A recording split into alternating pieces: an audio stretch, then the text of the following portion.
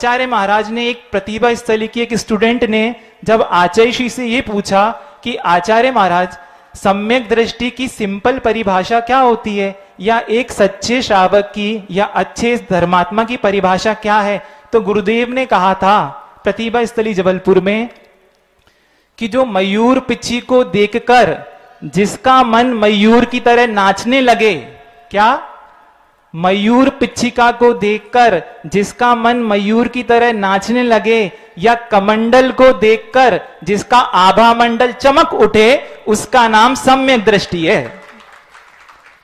कमंडल को और पिच्छी को देखकर जिनके चेहरे खिल जाएं, जिनके चेहरों पर चमक आ जाए, जिनके चेहरे पर अलग ही विशुद्धि दिखने लगे, तो समझ लेना वे पुण्यात्मा जीव है। और पहुंच जाते हैं साधु, और साधु एरिया समिति पूर्वक चलते हुए एक वृक्ष के नीचे बैठ जाते हैं। आप देखिए जिस समय नगर में साधु आए हो तो एक अलग ही उल्लास रहता है, और पहुंच जाते हैं सारे लोग मुनिराज महाराज के दर्शन करने। और आप जानते हैं जब भी हम किसी बड़े व्यक्तित्व से मिलते हैं तो बड़े व्यक्तित्व के सामने क्या हम खाली हाथ जाते हैं? नहीं, यथोचित अच्छे से अच्छे उत्कृष्ट द्रव्य को चढ़ाते हैं। तो प्रश्न हो सकता है कि महाराज जी क्यों चढ़ाना, महाराज तो उस चीज को ग्रहण करेंगे नहीं। तो आचार्य कहते हैं इसमें भी धर्म है, लोभ कषाय का शमन है। जैसे आप अपने हाथ में नारियल लेकर आए, श्रीफल लेकर आए, कोई चांदी की द्रव्य लाया, उसने चढ़ाया, क्या उद्देश्य है? वहां पर हम लोभ कषाय को छोड़ते हैं। और ऐसे ही वो मुनिराज विराजमान हैं। कैसे मुनिराज? जिनके चित्त पर अलग ही प्रशांत मुद्रा देखने में आ रही है। वे बैठे हुए हैं, सारे लोग उनको बड़े विनय पूर्वक नमोस्तु करते। कैसे नमोस्तु करते? दूर से 2 हाथ दूर बैठकर, जमीन पे बैठकर नमोस्तु करते। ये ही नमोस्तु करने की विधि है। और वहां बैठते तो मुनिराज के सामने सेठ और सेठानी ने भी नमस्कार किया। और मुनि महाराज कैसे थे? स्पेशल पावर वाले, अवधि ज्ञान वाले मुनिराज थे। तो होता है ना, जो मुनिराज होते हैं उनके अंदर तो करुणा होती है। जिस समय वे प्रवृत्ति में रहते हैं या बाहर बैठते हैं तो वो देखते हैं जब भी किसी के अंदर दुख है, कोई तकलीफ है, कोई पीड़ा है, तो उनका हृदय पिघल जाता है। तो वो सेठानी बड़े अनुनय करके पूछती है कि हे भगवान, क्या मैं इस जीवन में कभी अपने पुत्र का दर्शन कर पाऊंगी?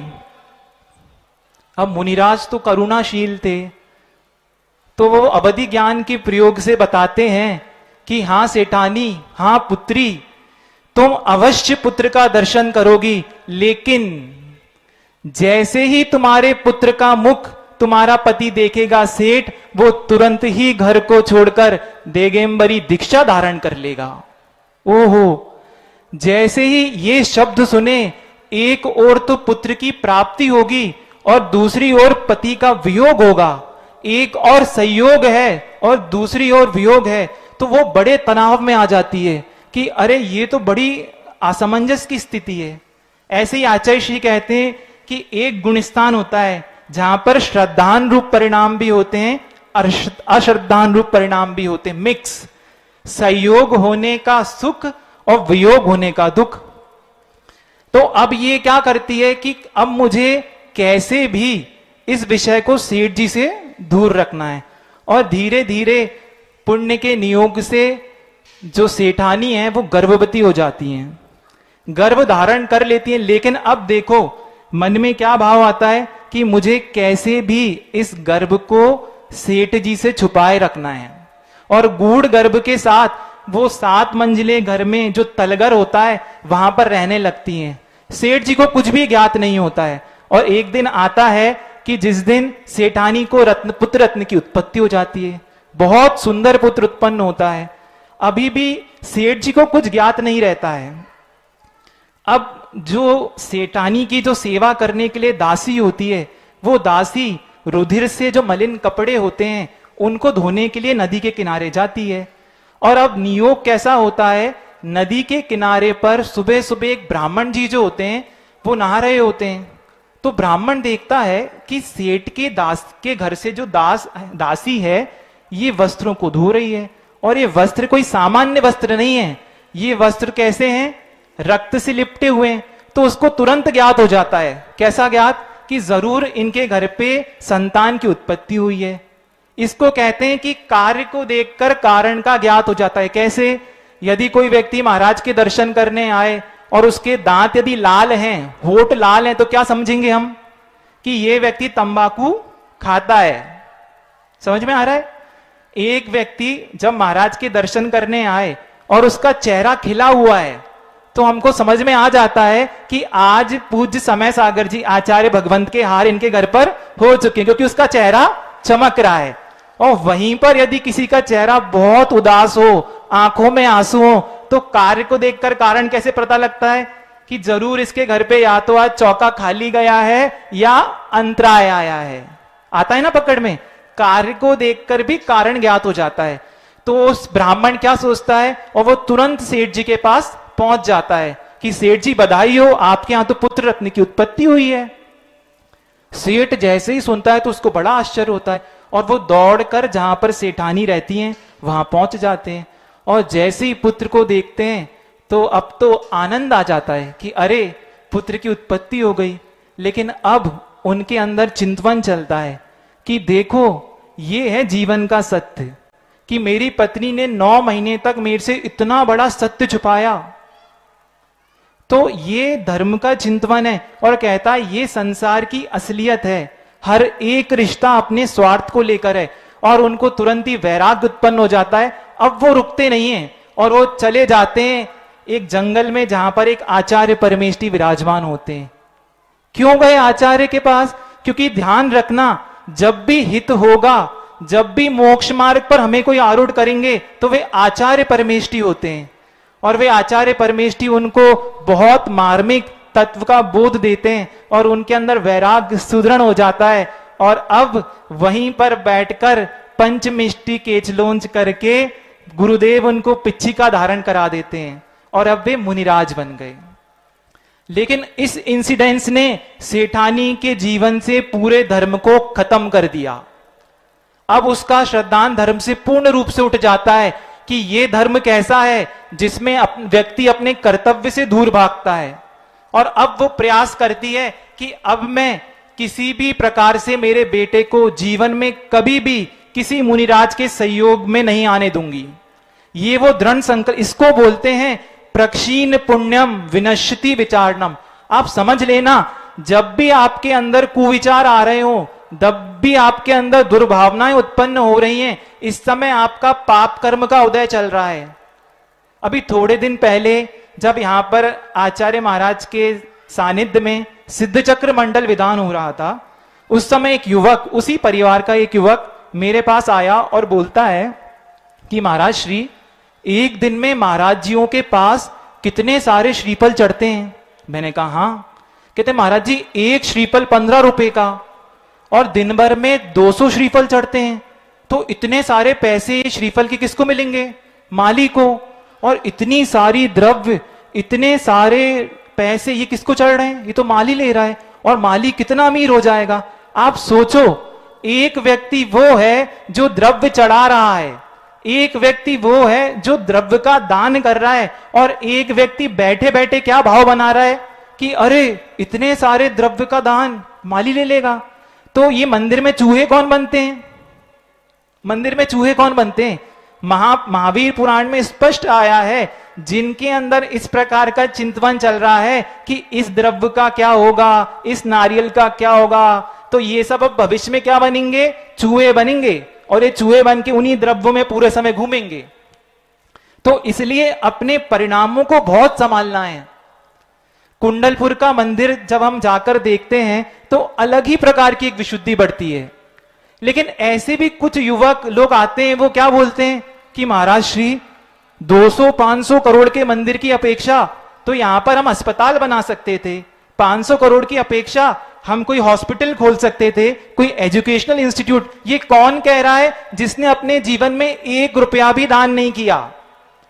दान 50 करोड़ 10 करोड़ दान करने वाले लोग दूसरे हैं, वे शुभ परिणाम के साथ दान कर रहे हैं, और हम दान नहीं कर रहे, ना कृत कर रहे हैं, ना कारित कर रहे हैं, ना अनुमोदना, बल्कि उल्टा सोच रहे हैं। इसको कहते हैं दुष्चिंतन, इसको कहते हैं दुर्भावना। ऐसे ही जो सेठानी थी, अब उसने अपने मन में ये बहुत कालुष परिणाम उत्पन्न कर लिए कि अब मुझे जीवन में कभी भी किसी साधु का सहयोग नहीं करना है, ठीक है। और मां ने क्या किया, अब मुझे इस बेटे को धर्म से बचाकर रखना है, तो उसने एक स्वर्ण का बहुत अद्भुत महल बना दिया, बहुत बड़ा महल। अंदर ही कैंपस के अंदर उसने बड़े बड़े गार्डन डेवलप कर दिए, अंदर स्विमिंग पूल है, अंदर ही घोड़े हैं, हाथी है, और आसपास में 32 चांदी के छोटे महल बना दिए, और इतनी कड़ी पहरेदारी रख दी कि बेटा कभी भी महल के बाहर ना जा पाए। जो सूर्य का प्रकाश भी उस महल में आना दुर्लभ, क्योंकि अब पूरे घर में क्या लग गए, रत्न ही रत्न, रत्न का प्रकाश है। इतने सुंदर वो छोटे बालक धीरे धीरे धीरे धीरे धीरे करते करते बड़े होते जाए। वो नहीं जानते थे सुख क्या है, दुख क्या है, वो नहीं जानते थे राजा और प्रजा का भेद, वो नहीं समझते थे धूप और छांव का अंतर, वे नहीं जानते थे निर्गुण दिगंबर योगी या साधुओं के बीच के अंतर को, वे कुछ नहीं समझते थे। वे पूर्ण रूप से विषयों में आसक्त हो चुके थे। अब मां ने क्या किया, मां कहती है कि बेटा धीरे धीरे जवान हो रहा है, अब बेटे को जवानी है, अंदर काम वासना उत्पन्न होगी, तो मां ने क्या किया, एक स्त्री नहीं 32 सुंदर ऐसी रानियां, ऐसी राजकुमारियां जिनको देखकर अप्सरा भी फीकी पड़ जाए, ऐसी सुंदर 32 रानियों के साथ उन राजकुमार का विवाह कर दिया। उन राजकुमार का नाम क्या था पता है, सुकुमाल। वे सुकुमाल थे जिन्होंने कभी धूप को भी नहीं देखा, जो कभी नंगे पैर चले ही नहीं, ठीक है।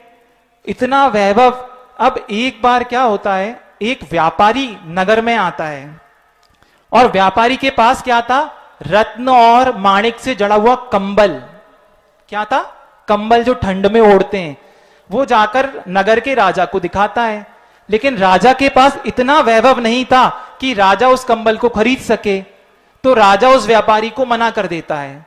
लेकिन व्यापारी को ज्ञात हो जाता है कि नगर में एक सेठानी है यशोभद्रा, जो इस कंबल को खरीद सकती हैं। और देखो वो कंबल को दिखाते हैं और रानी उस कंबल को खरीद लेती है। अब रानी के अंदर कितना तीव्र मोह रहता है। रानी क्यों खरीदती है कि मेरा जो बेटा राजकुमार सुकुमाल है वो रत्नों का कंबल ओढ़ेगा।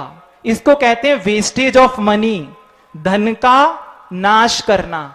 क्या ये उपयोग है, क्या ये उपयोग है? नहीं। और वो जाकर उसको अपने राजकुमार बेटे सुकुमाल को उस कंबल को दे देते हैं। लेकिन सुकुमाल इतने नाजुक, इतने कोमल, इतने सौम्य थे कि एक रात को जब वो कंबल ओढ़ते हैं तो उनके शरीर पर निशान पड़ जाते हैं, और वो नेक्स्ट डे सेठानी से कहते हैं कि मैं ये कंबल नहीं ओढ़ सकता। तो अब सेठानी क्या करती है, सेठानी उस कंबल की 32 जूतियां बनवा देती है। आप सोचो, रत्नों से जड़ी हुई जूतियां बनवा देती है अपनी राजकुमारियों के लिए जो बहुएं रहती हैं। एक दिन एक बहू अपने महल के छत पर बैठी हुई थी, तो वो जूता पड़ा हुआ था, तो इतने में एक आसमान में एक बड़ा सा गिद्ध आ रहा था। तो गिद्ध देखता है ये कोई शायद मांस का टुकड़ा होगा, तो वो अपनी चोंच में उस रत्न से जड़ी हुई जूती को उठाकर उड़ जाता है।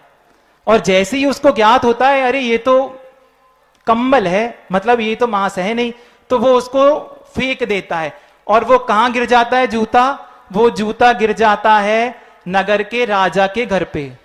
राजा जैसे ही जूता को देखता है तो आश्चर्यचकित हो जाता है कि ये ही रत्न का कंबल जो मैंने रिजेक्ट कर दिया था, ये जूतियां, आखिर इस नगर में ऐसा कौन सा वैभवशाली व्यक्ति है जिसने इसकी जूतियां बना दी। तो मंत्रियों के माध्यम से ज्ञात होता है कि नगर में एक सेठानी है, ये उनके पास आपसे भी ज्यादा अपार वैभव है। तो सेठ को बड़ी आकुलता होती है कि चलो चलकर देखते हैं। तो सेठ का जो राजा है, राजा पहुंच जाते हैं सेठानी के घर पर। अब कोई बड़ा व्यक्तित्व आए, जैसे आपके घर पर कोई मिनिस्टर आ जाए, कोई विधायक आ जाए, तो आप उसके लिए अलग तैयारी करते हैं ना। तो वैसे ही जब नगर का राजा सेठानी के घर पर आता है तो रानी उसका बहुत अच्छे से स्वागत करती है और उनको बहुत अच्छे से सिंहासन पर, स्वर्ण जनित सिंहासन पर विराजमान करवाती, बैठिए। अब उनकी दीपक से आरती भी करते हैं और उनके स्वागत में सरसों के दाने भी छिड़कते हैं और राजा से इंट्रोड्यूस कराते हैं, ये सुकमाल हैं, और राजा बड़े प्यार से सुकमाल को वहां पर बिठाते हैं।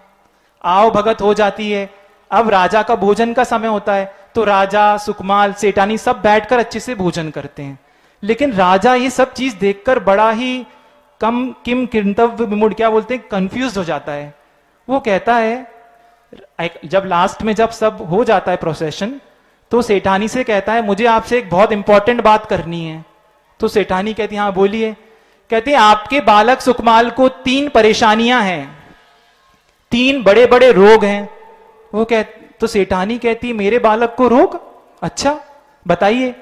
तो कहते हैं कि जब मैं सिंहासन पर बैठा था और मैंने सुकमाल को भी अपने साथ सिंहासन पर बिठाया था, लेकिन वो स्थिर होकर नहीं बैठ पाता है, पूरे टाइम हिलता डुलता रहता है।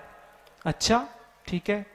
दूसरी बात मैंने ये देखी कि उसकी आंखों से पूरे टाइम पानी बहता रहता है, जरूर इसको आंख का कोई ना कोई रोग है। तो सेठानी के चेहरे पर स्माइल थी, ठीक है।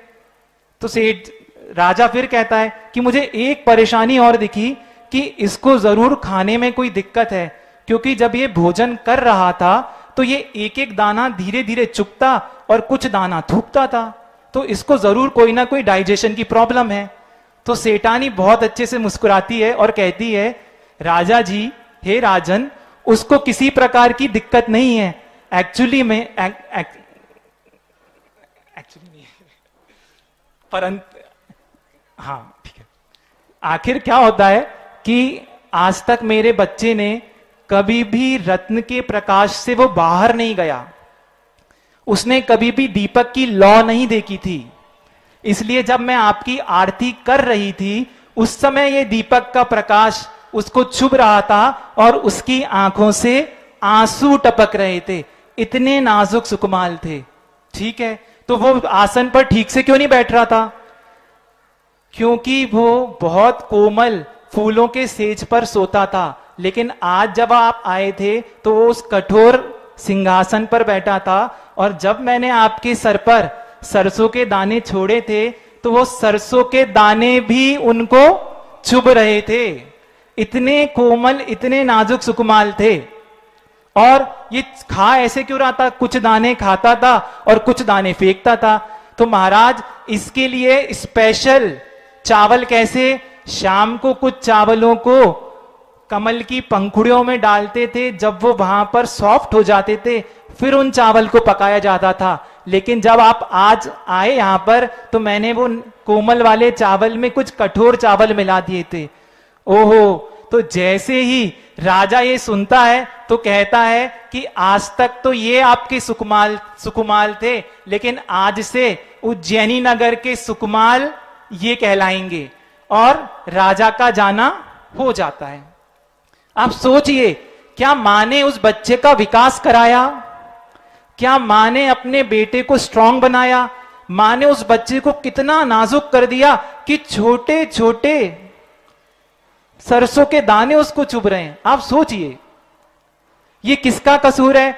आज जब हमारे बच्चे, हम कहते हैं हमारे बच्चे जैसे ही एयर कंडीशन से बाहर आते हैं उनको गर्मी लगती है, उनको बहुत जल्दी धूप सहन नहीं होती है, तो ये हमने उनको इसी प्रकार की परवरिश दी है। तो ये दोष किसका?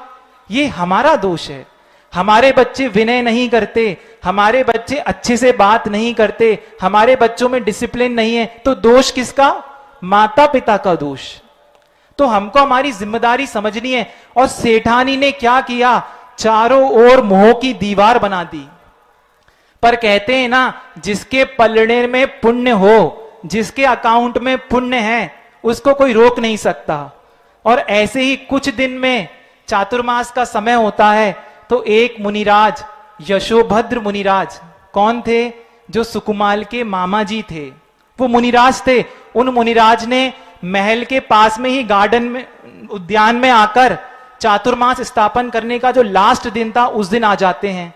सेठानी को ज्ञात हो जाता है कि यहां महल के बाहर एक मुनिराज चातुर्मास करने वाले। आप सोचो कितनी अंदर में दुर्भावना।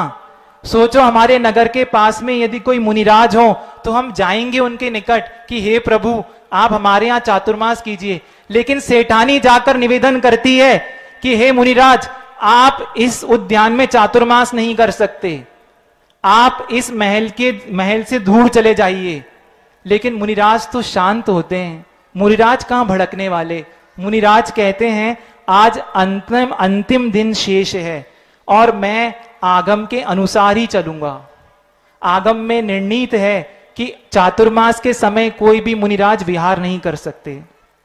और क्या करते हैं मुनिराज, कहते हैं मैं तो यहीं पर प्रतिमा योग धारण करके बैठूंगा, चातुर्मास की स्थापना करूंगा। सेठानी मायूस होकर जाती है, लेकिन वो इतना कड़ा इंतजाम कर देती है कि मुनिराज को महल में आहारचर्या, क्या नगर के आसपास भी आहारचर्या करने की परमिशन नहीं। आप सोचिए, ये अशुभ चिंतन, अशुभ परिणाम। लेकिन मुनिराज वो तो हित के चिंतक थे, वो तो कल्याण करने ही आए थे। जिस दिन चातुर्मास का लास्ट दिन शेष रह गया था, तो उस दिन उन्होंने अवधि ज्ञान से जान लिया कि ये जो सुकुमाल है इसके अंतिम 3 दिन शेष रह गए हैं। आप देखिए, रिद्धियों के तप के प्रभाव से, संयम के प्रभाव से, विशुद्धि के प्रभाव से साधुओं को इस प्रकार की सिद्धियां, इस प्रकार की रिद्धियां या इस प्रकार के ज्ञान स्वतः उत्पन्न हो जाते हैं। वे उत्पन्न करना नहीं चाहते, वे उत्पन्न करते नहीं है, स्वतः उत्पन्न हो जाते हैं। और अवधि ज्ञान से उन्होंने जान लिया कि अब अंतिम दिन से 3 दिन शेष रह गए। तो रात्रि के 1 बजे मुनिराज जब जान जाते हैं कि इस समय सुकुमाल की नींद खुली हुई है, तो वो क्या करते हैं, वो बहुत सुमधुर स्वर में और उच्च स्वर में, थोड़ा सा जोर से त्रिलोक प्रज्ञाप्ति एक पाठ होता है, इसका पाठ प्रारंभ कर देते हैं। और जैसे ही अच्युत स्वर्ग के देवों का वैभव, उनका वर्णन आता है, तो उस समय जो सुकुमाल थे उनके कानों में ये शब्द गूंज रहे हैं। जैसे ही ये शब्द गूंजते हैं तो उनको जाति स्मरण हो जाता है कि अरे, मैं तो पूर्व भव में देव था, इससे भी अतुलनीय वैभव मेरे पास था, इससे भी ज्यादा विभूतियां मेरे पास थी, लेकिन अब नहीं, अब नहीं। अब समझ जाते हैं, इसी को कहते हैं भेद विज्ञान। समय नहीं लगता, जिस समय आप अंदर से स्वीकार कर लेंगे, जिस समय आपको गुरु की वाणी हृदय से समझ में आ जाएगी, तो फिर विषयों को छोड़ते समय देर नहीं लगती। और होता है, अब मुनिरा क्या करें, सुकुमाल नीचे तो पूरे पहरेदार हैं, अब वो 7वीं मंजिल पर हैं, तो क्या करते हैं, पेटी खोलते हैं। पेटी में उनकी पत्नी की साड़ियां रखी रहती हैं, तो साड़ियों को आपस में बांधते हैं और ऊपर से ही बांध देते हैं और नीचे उस पर लटकते हुए नीचे जमीन पर उतर आते हैं। सोचो, उनके जो नाजुक कोमल कोमल हाथ थे वो लहूलुहान हो जाते हैं, क्योंकि पहली बार उन्होंने इतनी ऊंचाई से नीचे तक पहुंचे। और देर नहीं लगती, पहुंच जाते हैं यशोभद्र मुनिराज के चरणों में और नतमस्तक हो जाते हैं कि हे भगवान, आप मेरा कल्याण कीजिए। आचार्य पूज्यपाद स्वामी सरवार सिद्धि में कहते हैं, कौन करेगा अपना कल्याण, सौ हितम उपलिप्सु, जिसको अपने हित की चिंता हो, जिसको अपने कल्याण की फिक्र हो, वे ही गुरुदेव के चरणों में जाएंगे। आज आपने इतने वर्षों में, इन 50 वर्षों में आचार्य गुरुदेव श्री विद्यासागर जी महाराज को देखा होगा, आचार्य समय सागर जी महाराज को देखा होगा। उन्होंने आगे चलकर कभी किसी को उपदेश नहीं दिया। आज उन्होंने कभी आगे चलकर कभी किसी को दीक्षा प्रदान नहीं की, कभी किसी को व्रत प्रदान नहीं किया। क्यों? उनके चरणों में जो विनीत होकर आया, जिसने एक बार नहीं कई कई बार निवेदन किया, तब जाकर उन्होंने उसके कल्याण के लिए, उसके हित के लिए उन्होंने दीक्षा या व्रत प्रदान किए।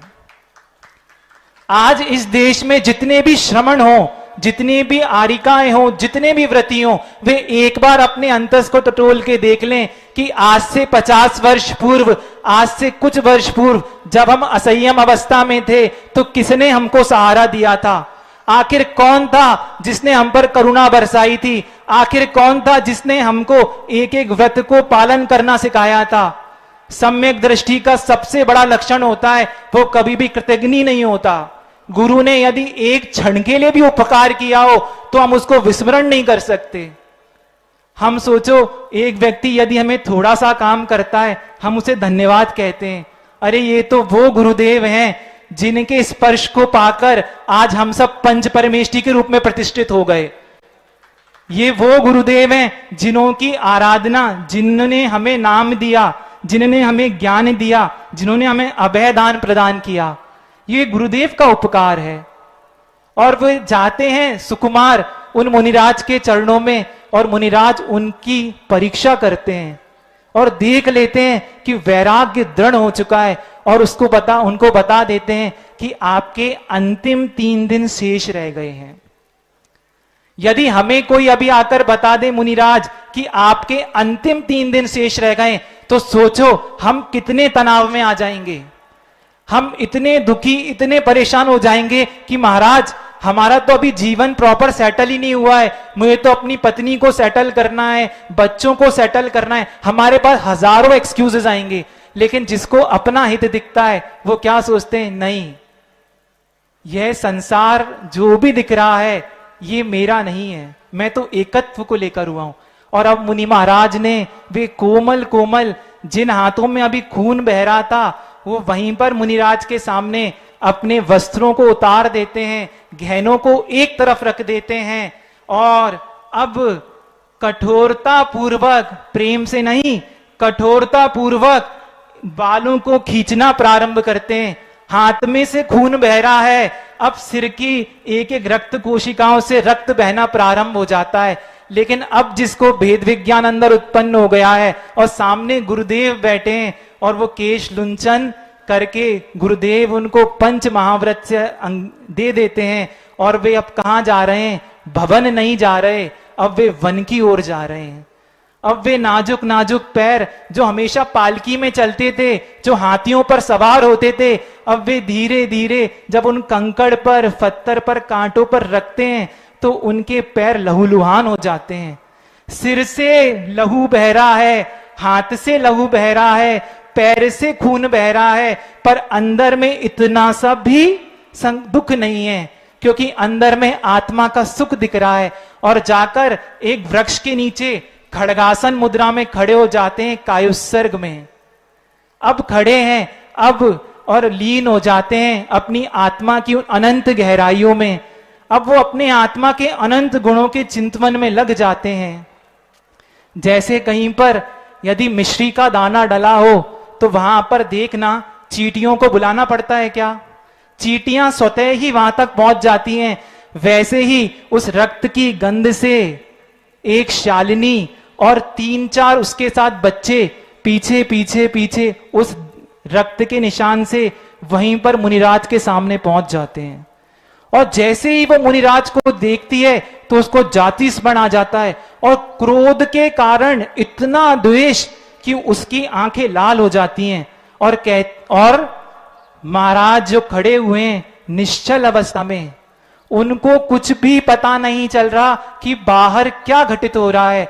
और वो जाकर शालिनी उनके पैरों को काटना प्रारंभ कर देती है। आप 1 सेकंड के लिए भी सोच लीजिए, एक मच्छर का डंक जब हमारे हृदय शरीर पर प्रवेश करता है तो कैसी स्थिति उत्पन्न होती है। एक कांटा जब पैर में लगता है तो हमारे परिणामों की क्या दशा होती है।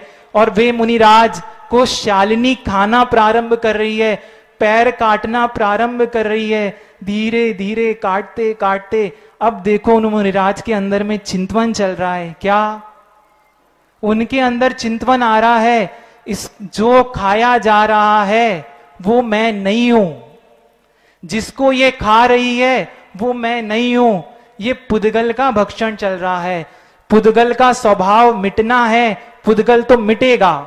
ये चिंतवन हम और आपको आ सकता है क्या? नहीं। हम बोल सकते हैं, लेकिन अनुभव करने वाले मुनि अलग होते हैं। वे अनुभव कर रहे हैं। और वो शालिनी काट 1 दिन नहीं, 2 दिन नहीं, 3 दिन तक उसने पहले पैर खाए, फिर पिंडलियां खाई, धीरे धीरे जांग तक खाती गई, खाती जा रही है, लहूलुहान हो गए।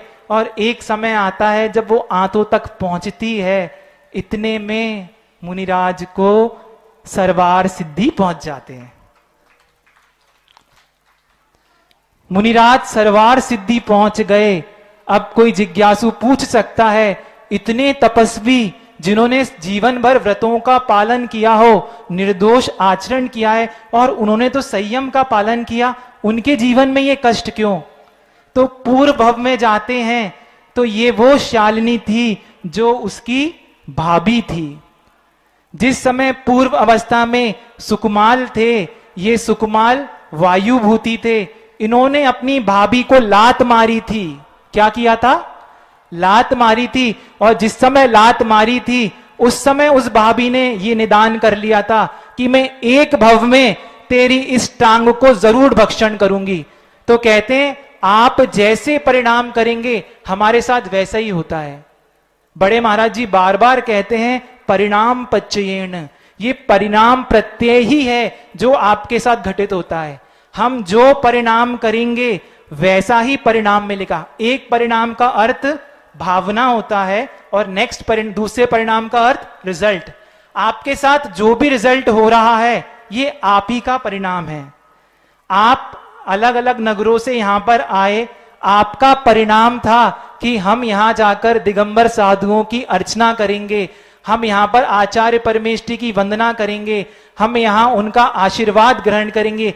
ये आपके परिणाम थे जो आपने किए। और इस समय जो आप पुण्य का बंद कर रहे हैं, इस समय जो आप विशुद्धि महसूस कर रहे हैं, इस समय जो आप अच्छा महसूस कर रहे हैं, आनंदित महसूस कर रहे हैं, ये परिणाम है। इसलिए बार बार समय हो गया है, हमें बार बार ध्यान रखना है कि किस प्रकार हम परिणाम करें, क्योंकि हमारे कंट्रोल में यदि कुछ भी है तो हमारे परिणाम है। हमारी फीलिंग्स को हम हमेशा कंट्रोल कर सकते हैं।